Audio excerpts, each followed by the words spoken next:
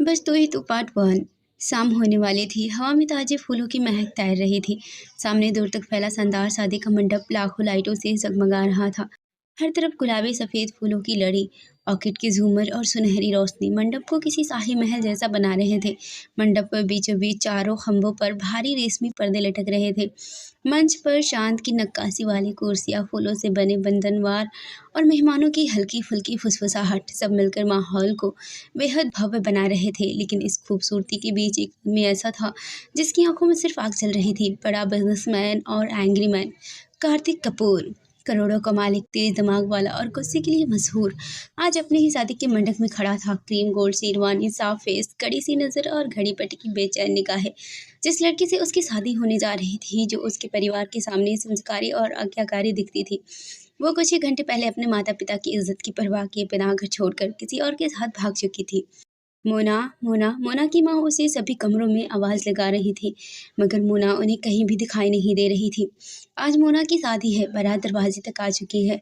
परछावन का रस्म करके उन्होंने दूल्हे को स्टेज पे तो बिठा दिया था, और जब अपनी बेटी को लेने के लिए दुल्हन के कमरे में पहुंची तो वहां दुल्हन को ना देखकर वो उसे सब जगह ढूंढ रही थी। मोना कहीं भी नहीं थी। उन्होंने पूरे घर में उसे देख लिया पर वो नहीं मिली। मोना की माँ ने मोना के पापा को कॉल करके सब बताया। मोना के पापा की तो मानो जैसे पैरों तले ज़मीन खिसक गई थी।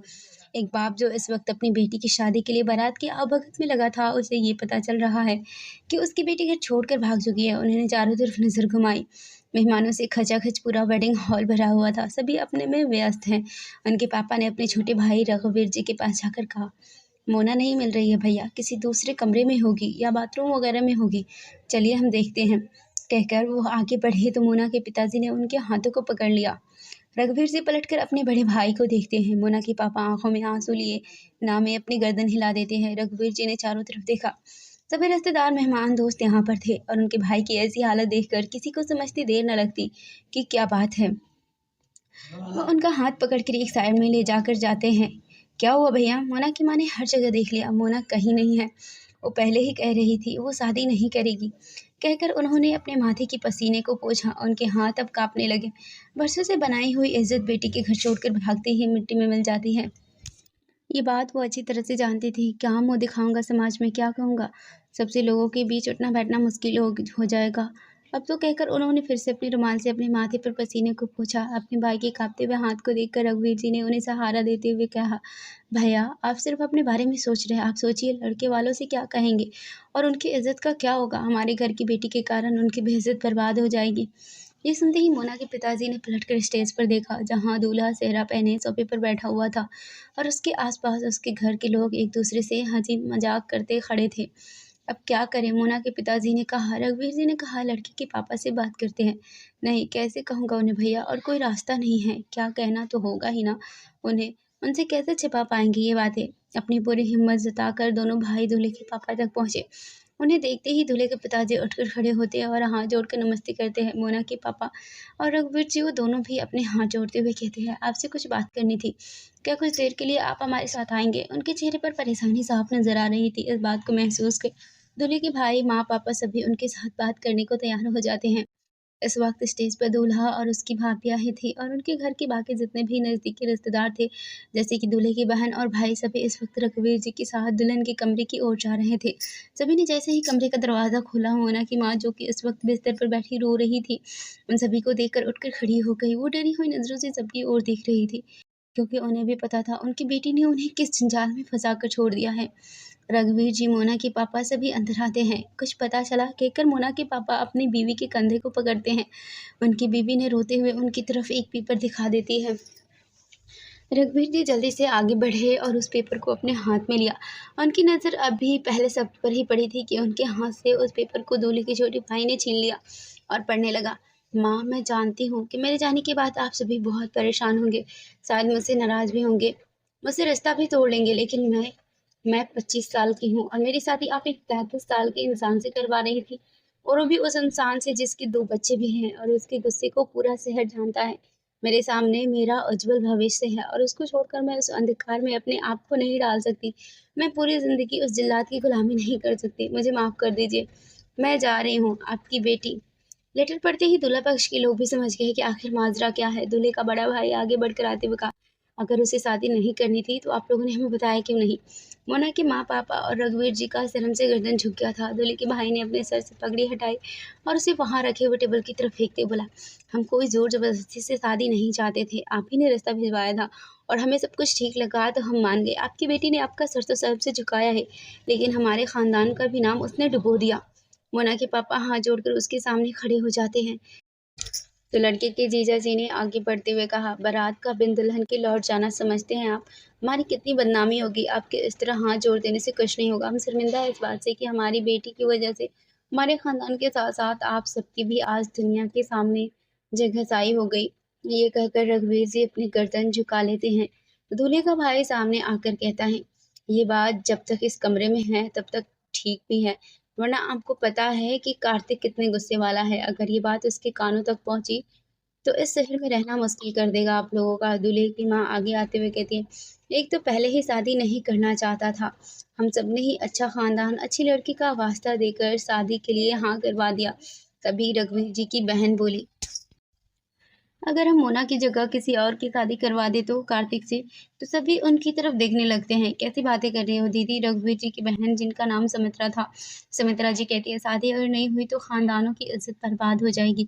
क्या फर्क पड़ता है, दुल्हन मोना ना होकर कोई दूसरी हो, कौन किसकी शादी करवाएंगे? कहकर मोना के पिताजी सुमित्रा जी की ओर देखने लगते हैं। नंदिनी नंदिनी की शादी करवाकर दोनों परिवारों की इज्जत को बचाया जा सकता है, सुमित्रा जी ने कहा। रघुवीर जी बोले, दीदी नंदिनी 20 साल की है, ऊपर से इतनी भोली। मोना के पापा हाथ जोड़कर रघुवीर जी के सामने खड़े हो गए। मान जा रघुवीर, हम सबकी इज्जत तेरे हाथ में है। कार्तिक एक अच्छा समझदार आदमी है, हाँ, लेकिन उसका गुस्सा ये तो सब जानते हैं। नंदिनी मुरझा जाएगी। रघुवीर जी इस शादी के खिलाफ थे, पर लड़के वाले और अपने परिवार वालों के दबाव में उन्होंने हाँ कह दिया। आनंद फानन में सारी तैयारी की गई। नंदिनी को तैयार किया गया। जो लड़की अपनी बहन की शादी में शामिल होने आई थी, अभी दुल्हन बनकर बैठी थी। उसे जब वरमाला के लिए लाया गया तो सभी हैरान थे। शादी के कार्ड पर मोना का नाम था और इस वक्त दुल्हन कोई और ही थी। दुल्हा बने कार्तिक के लिए भी ये एक शौक था। नंदिनी इस वक्त खुद बहुत ही ज़्यादा डरी हुई थी। वो जब वरमाला के लिए स्टेज पर खड़ी हुई, कार्तिक उसे देखकर समझ चुका था कि उसके मन में इस वक्त क्या चल रहा होगा। उसके कांपते हाथ और झुकी हुई पलकें उसके मन का हाल बयां कर रही थी। उसे 3-4 बार कहा गया वरमाला डालने के लिए, पर वो अपनी पलकें ऊपर नहीं खुद उठा पा वरमाला रही थी नंदिनी के गले और ना में ही अपने डालकर उसने हाथों को उसके हाथों कार्तिक की को गले हल्के से तक ले जा छुपाया, पा रही मानो थी। जैसे उस पर बार-बार भरोसा वरमाला जता हो। पहनाने के लिए और फिर कार्तिक और सामने नंदिनी के घूमकर नाम खड़ा को हो गया। कार्तिक पहले चिल्ला-चिल्ला कर तक पुकारा एक जा रहा था। मुस्कुराहट और कार्तिक 2 सीधे कदम था आगे कि बढ़ा और जब नंदिनी के उसके दोनों चेहरे से हाथों को अचानक पकड़ ही जाने लिया। कहाँ नंदिनी चले गए। जैसे ही उसका अपने हाथों चेहरा पर इस किसी के वक्त हाथों गुस्से की से पकड़ भरा में हुआ था पहुंची और वो नीचे अपने उसने अपने भाई पलके जीजा और ऊपर माता उठाई और पिता को पहली ही बार देख रहा कार्तिक था। को देखा। उसके दोनों एक गुस्से दूसरे को को सभी पहली बार समझ देख रहे रहे थे। थे। अगर ऐसा किसी के नंदिनी के साथ चेहरे होता, से ही उसकी कोई और भी मासूमियत का होता, तो उसे अंदाजा इस लगाया वक्त जा गुस्सा सकता था। आता। और कार्तिक तो कार्तिक ने खुद अपनी चलती पलकें फिरती जूते की झपकाया और दुकान था। उसके हाथों शादी को की विधियों अपने को हाथ में कार्तिक ने थामे गुस्से से हुए ही पूरा किया, वरमाला अपने जबकि गले में नंदिनी डाल डर दिया। और घबराहट में लिपटी हुई थी। उसकी नजरें बार बार अपने पापा को ढूंढ रही थी, पर वो उसे कहीं नहीं मिल रहे थे। रघुवीर जी एक कमरे में इस वक्त बंद थे। ऐसा लग रहा था मानो उन्होंने तो खानदान की इज्जत को बचाने के लिए अपनी बेटी को पूर्ण आहुति दे दी हो। जाने कैसे उनकी बेटी कार्तिक के साथ रहेगी। यही सोच सोचकर वो अपने आप को अब नंदिनी का दोषी समझने लगे और इतनी हिम्मत भी नहीं जुटा पाए कि जाकर अपनी बेटी का कन्यादान की रस्म देख पाते, जो कि इस वक्त उसके चाचा चाची कर रहे थे। नंदिनी की माँ नहीं थी, पापा नहीं, माँ बाप दोनों बनकर पाला था। इस वक्त वही अपने कमरे में अपने आप को छिपाए हुए थे। शादी के बाद जब विदाई की बारी आई तो रघुवीर जी बाहर आए। नंदिनी उन्हें देखते ही उनकी तरफ दौड़ जाती है। गठबंधन का एक छूर जो इस वक्त नंदिनी के आंचल से लेकर कार्तिक के अंग वस्त्र में बंधा हुआ था, वो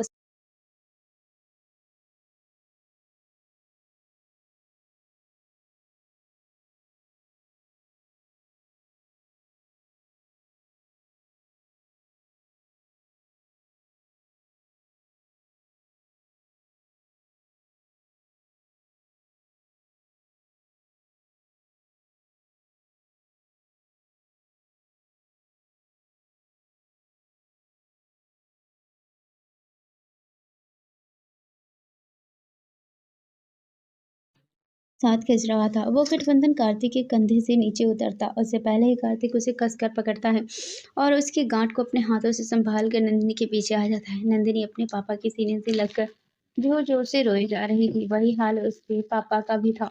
वो जानते थे कि उन्होंने खुद आज इन दो खानदान की खातिर अपनी बेटी की मासूमियत को बर्बाद किया। थोड़ी देर बाद उन्होंने खुद को संभाला और कार्तिक के सामने खड़े होते हुए बोले, बहुत भोली है, रिश्ते निभाना जानती है, पर थोड़ा भी कुछ कह दो तो रोने लगती है। मैंने कभी डांटा ही नहीं इसे, अपने कलेजे का टुकड़ा तुम्हें दे रहा हूँ। कुछ और नहीं तो यही समझना कि एक बाप की ज़िंदगी है तुम्हारे हाथों में। नंदिनी अभी भी अपने पापा के सीने से लगे रोए जा रही थी। कार्तिक ने उसकी तरफ देखा।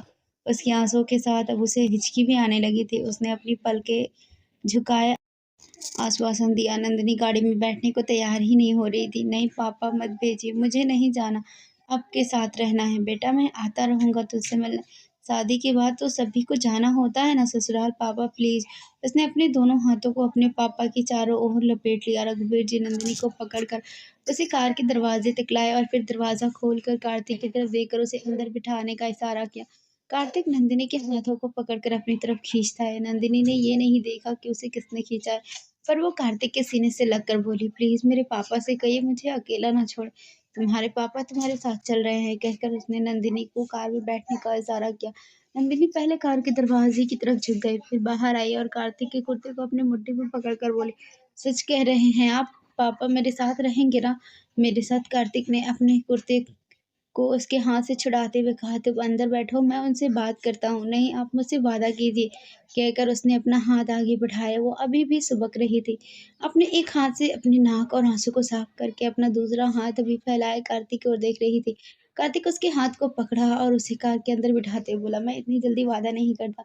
नंदिनी का रोना मानो जैसे तेज हो गया था। उसने कस के कार्तिक के हाथ को पकड़ा हुआ था। कार्तिक ने देखा नंदिनी जब उसे अपने हाथों को छुड़ाने की कोशिश की तो नंदिनी उसके हाथों को छोड़ने को तैयार नहीं थी, मानो जैसे वादा लिए बगैर उसके हाथ को नहीं छोड़ेगी। नंदिनी की अंगूठियां अब उसे चुभने लगी होगी, लेकिन अभी भी वो उसे छोड़ने को तैयार नहीं थी। कार्तिक ने अपनी नजर घुमाया, फिर से नंदिनी की ओर देखा। चेहरा आंसू से भीगा हुआ, सिर्फ गुलाबी हो चुका था। नंदिनी ने जैसे ही देखा कि कार्तिक उसकी तरफ देख रहा है, नंदिनी ने सुबकते हुए कहा, मैं कभी नहीं रही अपने पापा के बगैर। कार्तिक ने अपनी आंखों को 2 पल के लिए बंद किया। 2 पल के बाद अपनी आंखें खोलता है और बोला, मैंने तुमसे कहा ना मैं उनसे बात करता हूँ।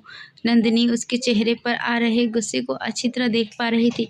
उसने झट से उसका हाथ छोड़ दिया और अपनी गर्दन झुकाकर वहां बैठ गई। अच्छा है अब यहीं बैठी रहो, मैं तुम्हारे पापा से बात करता हूँ, कहकर कार्तिक जो कि इस वक्त आधा कार के अंदर और बाहर था, कार से बाहर निकलता है और नंदिनी के पापा से कुछ बात करने लगता है। नंदिनी कार की खिड़की से देख रही थी, दोनों आपस में कुछ बात करते हैं। बाद में कार्तिक अपने हाथ बढ़ाकर उनसे हाथ मिलाता है और कार की दूसरी तरफ से आकर बैठ जाता है। गाड़ी घर के पास पहुंची। गेट के पास से ही घर को बहुत अच्छी तरह से सजाया हुआ था। नंदिनी अपना सर झुका के अपने हाथों में हाथ फंसाए अभी भी बैठी हुई थी और कार्तिक गाड़ी की खिड़की से बाहर देखता पता नहीं क्या सोच रहा था। घर आते ही वो कार से बाहर निकला और अपने घर की ओर चला गया। नंदिनी अभी कार के अंदर ही थी। वो जैसे ही दरवाजे तक पहुंचा, वहां पर पहले से ही मौजूद उसकी माँ ने हाथ दिखाकर उसे रोकते हुए कहा, कहाँ जा रहा है, अब बहू को लेकर अंदर आएगा या अकेले ही तेरा गृह प्रवेश करवा दूं। बाकी औरतें जो उनके पीछे थी ठहाका मारकर हंस पड़ी। मॉम प्लीज ये सब नहीं होगा, आप लोग उसके साथ रस्म पूरी कर लीजिए, मैं अपने कमरे में जाता हूँ, कहते हुए उसने अपने कदमों को आगे करने की कोशिश की। कार्तिक की माँ ने उसके सिर पर हाथ रखकर उसे पीछे करते हुए कहा, कैसी बात कर रहा है, गृह प्रवेश पति पत्नी दोनों का होता है, जहाँ दुल्हन को लेकर आकर कर उन्होंने अपनी आंखों से ही गाड़ी की तरफ इशारा किया। कार्तिक कुछ पल के लिए अपनी माँ को घूर कर देखता है, फिर गाड़ी की ओर चला जाता है। उसने नंदिनी की तरफ से गाड़ी का दरवाजा खोला और झुककर बोला, जब तुमने देखा कि गाड़ी रुक गई है तो क्या तुम बाहर नहीं निकल सकती थी। नंदिनी ने गर्दन घुमाई। कार्तिक उसकी ओर गुस्से से देख रहा था। नंदिनी बिना कुछ बोले चुपचाप कार से उतरने की कोशिश करने लगी। शादी का लहंगा ओवर साइज का था। ये सब जो उसने इस वक्त पहन रखा था सब कुछ मोना की साइज का था, इसीलिए नंदिनी लहंगे को किसी तरह से खींचकर संभालते हुए कार से बाहर निकली। धीमी धीमी कदमों से चलते हुए वो दरवाजे तक पहुंची, फिर पलटकर पीछे देखा। कार्तिक अभी भी कार के पास खड़ा अपने दोनों हाथों को बांध कर उसी को देख रहा था। घर के सारे लोग इस वक्त घर के अंदर थे, जो बाकी रस्में थी उसकी तैयारियां कर रहे थे। कार्तिक तेज कदमों से अंदर आया और उसके हाथ को पकड़कर अपने साथ खींचते हुए बोला, इस तरह की रफ्तार में अगर चलोगी तो 2-4 साल में मेरे घर तक जरूर पहुंच जाओगी। कार्तिक उसके हाथ को पकड़कर अपनी गति से चले जा रहा था, जबकि अपने ओवरसाइज लहंगे को किसी तरह से एक हाथ से संभालते और उसके साथ खिंची हुई जा रही थी। दरवाजे तक लाकर उसका हाथ छोड़ दिया। सभी रस्मों को जैसे तैसे कार्तिक की खुशी को सहकर पूरा किया जाता है। रात के करीब 1:30 बजने वाले थे और इस वक्त सभी हॉल में बैठे हुए थे।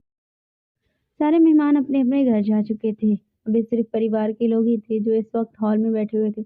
कार्तिक उन सबसे बीच में खड़ा था। अब आप सब लोग मुझे बताएंगे कि ये क्या था। कार्तिक के पापा ने सारी बात उसे बता दिया। तो आप लोगों को ये बच्चे ही मिली थी मेरे गले मरने के लिए, कहकर उसने नंदिनी की तरफ इशारा किया, जो कि अपनी गर्दन झुका वहां पर बैठी थी। एक 25 साल की लड़की और एक 16 साल 17 साल की लड़की, फर्क समझ में आता है आप सबको? ये गुस्से से बोला। कार्तिक की बात पर कार्तिक के बड़े भैया उसको समझाते हुए बोले, उस वक्त दोनों परिवारों की इज्जत को बचाने के लिए हमें यही सही लगा। बिना शादी किए बारात लौट आती, समझ रहा है तू कितनी बदनामी होती, और वैसे भी 16-17 की नहीं है नंदिनी। नंदिनी तुम कितने साल की हो? कहते हुए कार्तिक के बड़े भैया नंदिनी की ओर देखते हैं। नंदिनी ने अपने झुके हुए सर को ऊपर उठाया और उनकी तरफ देखते हुए बोले, 20। कार्तिक के भैया को अपनी गलती का एहसास हुआ और अपने गर्दन झुकाकर खड़े हो गए। सुना आपने? 20? मैडम 20 साल की हैं, मैं 33 साल का हूँ। आपको कहाँ से जोड़ी मैच करने लायक लगती है? कार्तिक नंदिनी और अपनी तरफ उंगली दिखाते हुए कहता है। कार्तिक के दादा दादी जी जो कि खराब सेहत के कारण शादी में नहीं जा पाए थे, पर अभी की बातों को सुनकर वो सब कुछ समझ चुके थे। दादी माँ खड़े होते हुए बोली, मैं भी तेरे दादा से 14 साल छोटी हूँ, क्या मैंने साथ नहीं निभाया उनका, या तेरे दादाजी ने मेरा साथ छोड़ दिया? दादी माँ, वो जमाना अलग था। कार्तिक ने अपने सर पर हाथ रखते हुए कहा, जमाना कैसा था क्या फर्क पड़ता है, साथ इंसान को निभाना है। तू कोशिश करेगा, वो कोशिश करेगी तो क्यों नहीं होगा, दादी माँ ने कहा। कार्तिक गुस्से से वहां रखे हुए गिलास को जमीन पर फेंकते हुए कहता है, सारे फैसले तो आप लोग करके ही बैठे हो, तो फालतू में बोलकर अपना टाइम क्यों वेस्ट करो। वो तेज कदमों से चलकर अपने कमरे की ओर चला गया। उसकी इस गुस्से को देखकर नंदिनी घबराई हुई सी सोफे में थोड़ा सा और चिपक कर बैठ गई। वो हमेशा अपने पापा के साथ रही। उसके पापा चीज़ों को तोड़ना फोड़ना तो दूर की बात है, कभी ऊंची आवाज़ में बात भी नहीं करते थे। कुछ देर तक तो सब खामोश रही। फिर नंदिनी ने अपने बगल में देखा। उसके बगल में उसकी सास यानी कि कार्तिक की माँ बैठी थी। नंदिनी अपने हाथों को पकड़कर कहती है, क्या ये मुझे भी मारेंगे? उसकी बात सुनकर सब उसकी ओर देखने लगते हैं। नंदिनी की मासूमियत ने सबका दिल जीत लिया था, सबका दिल पिघला दिया। कार्तिक के बड़े भैया उसके पास, उसके पैरों के पास जमीन पर बैठते हैं और उसे कहते हैं, गुस्से वाला है पर मारता नहीं है किसी को। हम सबको उसके इस व्यवहार की आदत हो चुकी है, तुम्हें भी आदत हो जाएगी। नंदिनी मासूमियत में मुस्कुराकर अपना सर हाँ में हिला दी। सभी के चेहरे पर उसे देखकर मुस्कुराहट आ गई। उन्होंने अपनी पत्नी की तरफ देखते हुए कहा, प्रीति, इसे कार्तिक का कमरा दिखा दो और इसका सूटकेस कमरे में पहुंचवा देना, कुछ कंफर्टेबल सा पहन लेगी। नंदिनी अपने जमीन तक लटक रहे लहंगे को अपने दोनों हाथ से उठाकर अपनी जेठानी के पीछे पीछे चलने लगती है।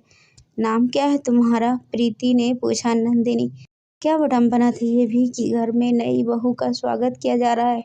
सब कार्तिक को उसके साथ रिश्ता निभाने के लिए कह रहे हैं, पर घर में किसी को भी उसका नाम नहीं पता, उसकी उम्र नहीं पता, क्या करती है क्या नहीं पता। मेरा नाम प्रीति है, तुम मुझे प्रीति भाभी या दीदी जो भी कहना चाहो कह सकती हो। अब तक कार्तिक का कमरा आ गया था, दरवाज़ा खुला था, कमरे में कोई नहीं था। तुम जाओ, तुम्हें भूख लगी है, तुम्हारे लिए कुछ भिजवा दूँ? नहीं, मुझे भूख नहीं लगी है, कहकर नंदिनी ने अपने सर झुकाए कमरे में सोफे की ओर बढ़ गई। कार्तिक इस वक्त बाथरूम में था। वो अपना बाथरूम पहने बाहर आया। अपने टॉवल से उसने अपने बालों को सुखाया और टॉवल को बिस्तर के ऊपर फेंकते हुए बोला, तुम यहीं रहोगी? नंदिनी कार्तिक को देखते ही झट से उठकर खड़ी हो गई। प्रीति भाभी, प्रीति दीदी, वो उन्होंने कहा।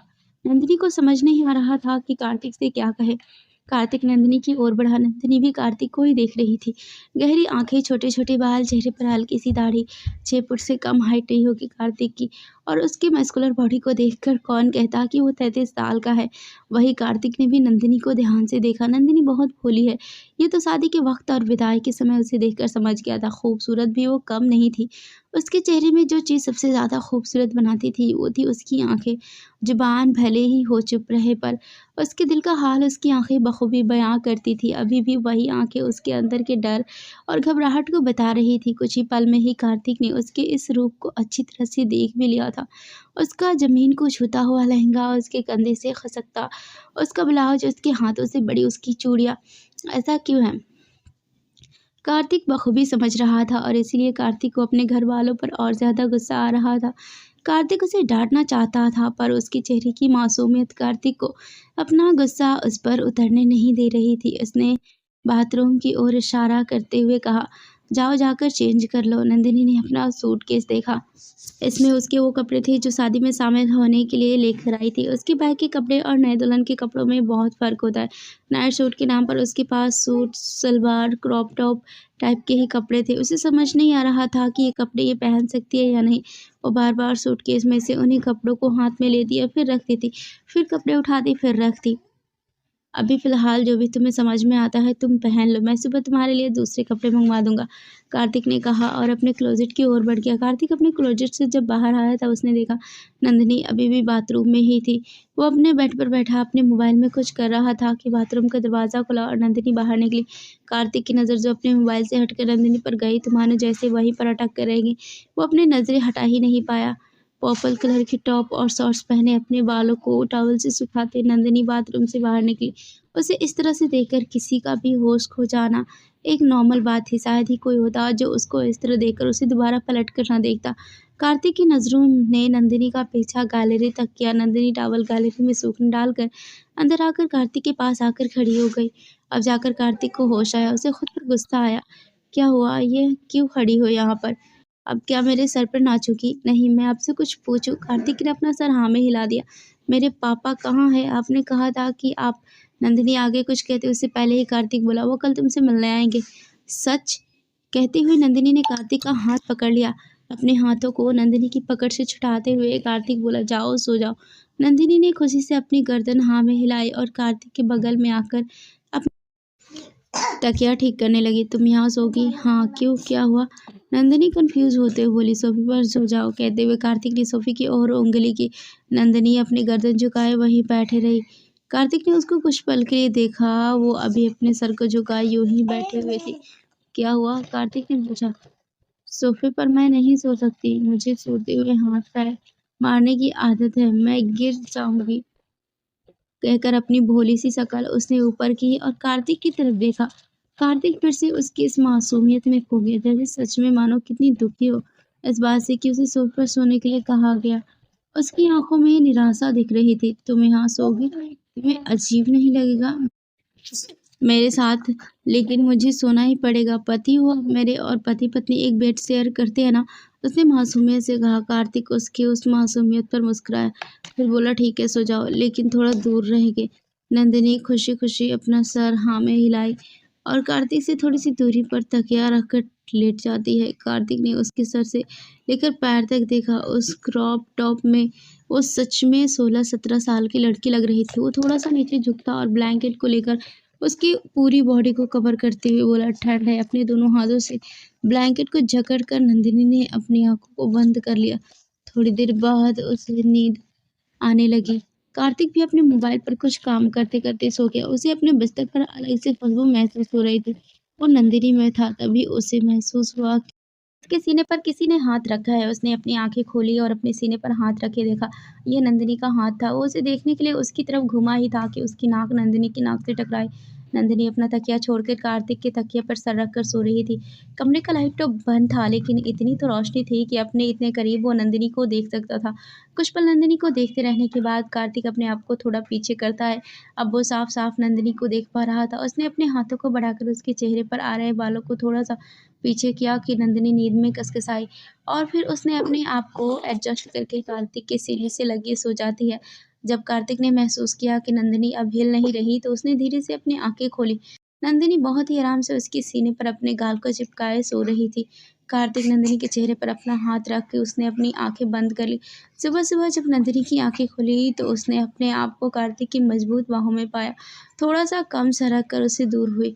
नंदिनी अपने आप से बोली शुक्र है सोए हुए हैं, जाग रहे होते तो पता नहीं मुझे बिस्तर से नीचे ही फेंक देते। और फिर उसके दिमाग में कल रात की कार्तिक का गिलास फेंकना याद आया। वो झट से अपने हाथों को अपने दोनों गालों पर रखते हुए कहती है नंदिनी दूर रहना, नहीं तो सच में तुझे भी उसी तरह उठाकर पटक देंगे। नंदिनी अभी बिस्तर से उतरकर खड़ी हुई थी कि दरवाजा किसी ने ठोकी। नंदिनी ने जाकर दरवाजा खोला। सामने प्रीति थी। उसके कपड़े को देखकर उसके चेहरे पर मुस्कुराहट आ गई और उसके गाल को प्यार से छूते हुए बोली गुड मॉर्निंग नंदिनी। नंदिनी झुककर उसके पैर को छूती है। एक पेपर बैग प्रीति नंदिनी को देते हुए बोली तुम्हारे कपड़े और गहने हैं, पहन के नीचे आ जाना, आज मंदिर में पूजा है, तुम्हारे हाथों से होगी। ठीक है कहकर नंदिनी बैग को ले ली और दरवाजा बंद करके बाथरूम में घुस गई। जल्दी जल्दी नहाकर वो बाहर आई और अपने आप को आईने में देखा। उसने टेबल पर से सिंदूर उठाया और अपने मांग में लगा लिया। उसके हाथ की चूड़ियां जो उसके बाहर तक लटक रहे थे उसे वो उतार कर वहाँ रख देती है और उस थैली में जो चूड़ियाँ थी उसे उसने पहन लिया। उसकी काँच की चूड़ियों की आवाज़ पर कार्तिक की नींद खुली, पर वह अनजान बने हुए यूँ ही पेट के बल बिस्तर पर लेटे हुए रहा और नंदिनी को देखता रहा। नंदिनी अपनी बाथरोब को खोलकर हटाती है। उसने इस वक़्त पेटीकोट और ब्लाउज़ पहन रखा था। कार्तिक ने उसे देखा और अपनी आँखें जैसे बंद कर ली, पर कहते हैं ना, इंसान का दिल कभी बेईमान हो जाता है। उसने चुपके से अपनी आँखें खोली और सामने नंदिनी को देखा, जो कि अपनी साड़ी को हाथ में लिए कभी इस तरफ से खोजती, तो कभी उस तरफ से। साड़ी जो थी उसे बंद ही नहीं हो रही थी। अपनी पूरी कोशिश करने के बाद भी और साड़ी पहनने में कामयाब नहीं हो पाई। वो साड़ी को वहीं टेबल पर रख कर वो आईने में अपने आप को देखती है। उसका उतरा हुआ चेहरा और साड़ी ना पहन पाने का दुःख उसके चेहरे पर नज़र आ रहा था। कार्तिक, जो कि पेट के बल सोया था, करवट लेता है और सीधे होकर सो गया था। नंदिनी जैसे ही उसे हिलते हुए देखती है, उसने झट से साड़ी उठाकर अपने सीने पर रख लिया था। क्या हुआ? कार्तिक अपनी किन्नी को बिस्तर पर टिकाए अपनी हथेली पर अपने सर को रखते हुए बोला। कार्तिक को देखते ही नंदिनी के होंठ धीरे-धीरे हिलने लगे थे और अब उसके होंठ धीरे-धीरे नीचे-नीचे और नीचे होते-होते अब रोने लगी थी। पहली बार था जब किसी के रोने को देखकर कार्तिक के चेहरे पर मुस्कुराहट आई थी। क्या कोई इतना भी मासूम हो सकता है? उसने अपने हाथों को अपने बालों में फेरा। उसने पहली बार किसी को इस तरह से रोते देखा था। वो उठकर बैठते हुए बोला, मैं मदद करूँ? साड़ी नहीं पहनना आता, कहकर वो अपने हथेली के पीछे से अपने दोनों गालों को बह रहे आंसुओं को पोंछती है। फिर सुबह कर एक बार सांस लेकर कार्तिक को देखते हुए बोली, मुझे कोई डांटेगा नहीं ना? कार्तिक खड़ा हुआ, उसके हाथों से साड़ी लेने के लिए हाथ बढ़ा दिया। कार्तिक साड़ी को खींच रहा था, लेकिन नंदिनी साड़ी को छोड़ नहीं रही थी।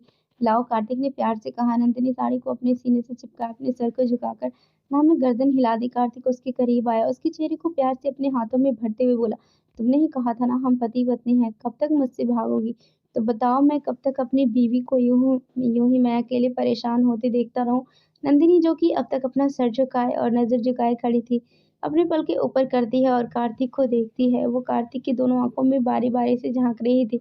कार्तिक के चेहरे पर एक मुस्कुराहट थी, शायद ही ये मुस्कुराहट बाहर की दुनिया में किसी ने देखी होगी। उसने थोड़ा-सा ज़ोर लगाया।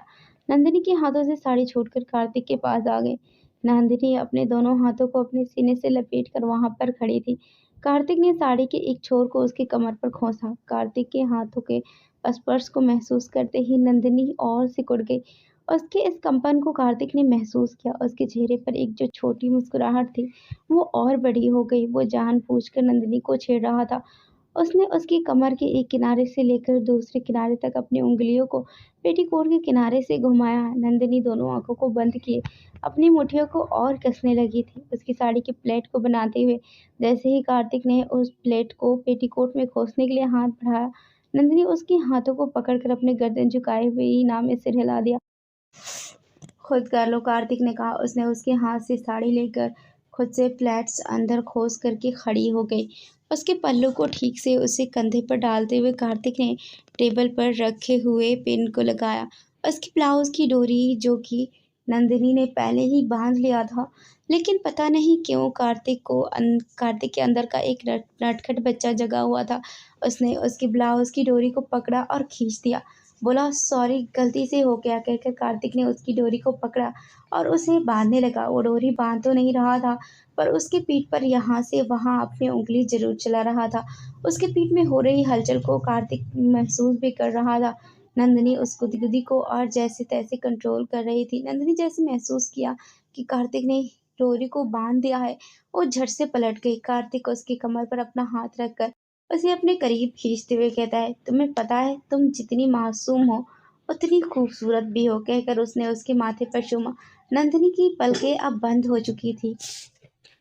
फ्रेंड्स, ये न्यू स्टोरी स्टार्ट हुई है। ये स्टोरी आपको कैसी लग रही है कमेंट करके ज़रूर बताएं और इस स्टोरी को भी अपना प्यार ज़रूर दें और नेक्स्ट एपिसोड के लिए कमेंट करें और हमारे चैनल को सब्सक्राइब करके बेल आइकन को हिट ज़रूर करें। Thanks for watching.